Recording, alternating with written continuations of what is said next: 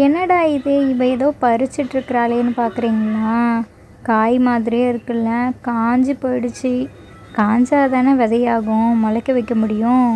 இது எல்லாமே பூச்செடி, சங்குப்பூன்னு சொல்லுவோம்ல, அதோட விதைகள் தான். எவ்வளோ விதைகள் பாருங்களேன். வெள்ளை கலர்லேயும் சங்குப்பூ இருக்குது, எங்கள் வீட்டில் இருக்கிறது பர்பிள் கலர். இந்த ரெண்டுத்தையும் குறிஞ்சி பாட்டில் செருவிலை கருவிலைன்னு சொல்லுவாங்க.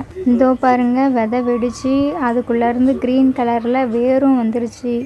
இங்கே ஒன்று முன்னாடி ஒன்று காமிச்சேன்ல, இதெல்லாம் மழை பெஞ்சதுக்கு அப்புறமா தான் இது மாதிரி ஆணுச்சு. ஆனால் விதைகள் எல்லாமே நல்லா காஞ்சிருச்சு. இவ்வளோ விதைகளையும் முளைக்க வச்சா நல்லா கொத்து கொத்தா செடி முளைச்சி அதுலேருந்து சில மாதங்கள்லேயே பூ வந்துடும். நிறைய விதைங்க, எதையுமே பறிக்காமலே விட்டாச்சு. மழை பெஞ்சதுக்கப்புறமா விதைகளும் கருத்து போயிடுச்சு. இன்னும் விட்டால் அப்படியே ஒரு மாதிரி வெடித்து வீணாக போயிட போகுதுன்ட்டு தான் பறிச்சாச்சு.